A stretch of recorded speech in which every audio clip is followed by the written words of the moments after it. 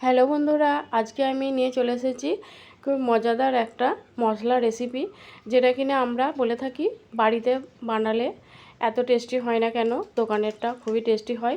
তো সেই রেসিপিটা আজই আপনাদের সামনে শেয়ার করছি। তো আমি এখানে মশলা, যেটা আমরা ঘুগনিতে দিয়ে থাকি, এই মশলাটা আজকে আমি বাড়িতে তৈরি করছি। দেখে নিন, আমি এখানে নিয়েছি গোটা ধনে, গোটা জিরে 1 চামচ করে, আর নিয়েছি দারচিনি নিয়েছি, আর হাফ চামচ কালো জিরে, 8-10টা লবঙ্গ, 5-6টা শুকনো লঙ্কা, 2টো তেজপাতকে আমি এভাবে ছিঁড়ে নিয়েছি, আর নিয়েছি হাফ চামচ হিং, আর নিয়েছি 8-10টা ছোটো এলাচ, আর নিয়েছি এখানে মৌরি 1 টেবিল চামচ। তো সব এই উপকরণগুলোকে আমি শুকনো খোলায় ভেজে নেব। তো তার জন্য আমি এখানে একটা ফ্রাই প্যান বসিয়ে দিয়েছি। তো এটা গরম হয়ে গেছে। আমি এখানে প্রথমে দিয়ে দেবো দারচিনিটা, আর দিয়ে দেবো এলাচগুলো। এরপর আমি এখানে দিয়ে দেবো লবঙ্গগুলো। তো এই 3টে জিনিসকে প্রথমে আমি হালকা করে আগে ভেজে নেব। তো এটা খেয়াল রাখবেন যাতে পুড়ে না যায়।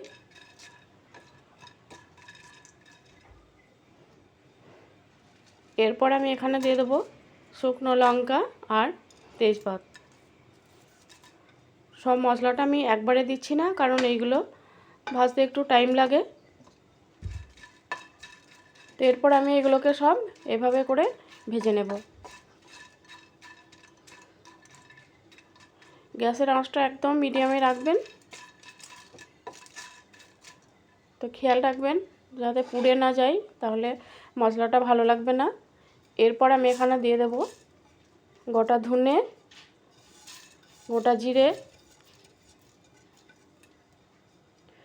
গোটা মৌরি, কালো জিরে,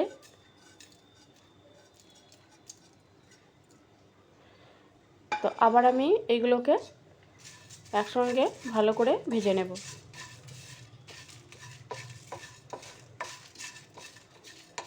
এই মশলাটা আপনারা তৈরি করে রেখে দিতে পারবেন বাড়িতে।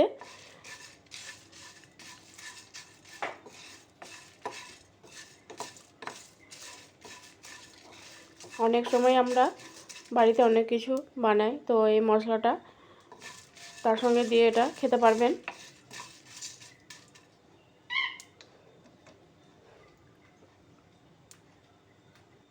তো দেখুন, এটা আমি রেখে দিয়েছিলাম 3 মিনিটের জন্য। তারপর এটা ঠান্ডা হয়ে গেছে। এরপর এটাকে আমি ঢেলে নিলাম একটা প্লেটে। তো একেবারেই ঠান্ডা হয়ে গেছে, দেখুন হাত দিয়ে ধরা যাচ্ছে এটা। এরপর আমি এটাকে একটা মিক্সিং জারের মধ্যে নিয়ে নেব।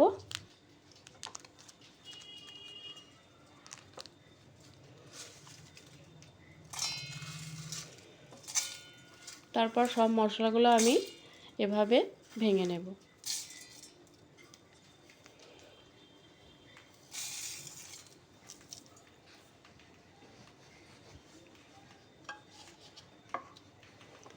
তো সব মশলাগুলো আমি মিক্সিং জারের মধ্যে তুলে নিয়েছি। তো দেখুন, এই দেখুন একটা পাউডারের মতো তৈরি করে নিয়েছি মশলাটা।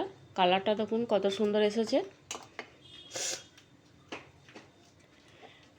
তো এইভাবে করে আপনারা তৈরি করে কাঁচের জারের মধ্যে ভরে রেখে দিতে পারেন সংরক্ষণ করে। এরপর আমি একটা কাঁচের জার নিয়ে নিয়েছি, এর মধ্যে আমি মশলাটাকে রেখে দেব।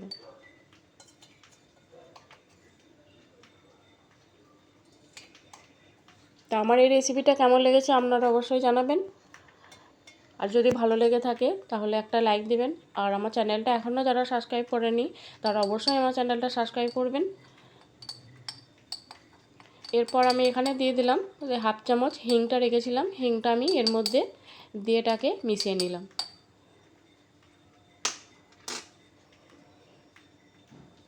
তো তৈরি হয়ে গেল আমার ঘুগনির মশলা।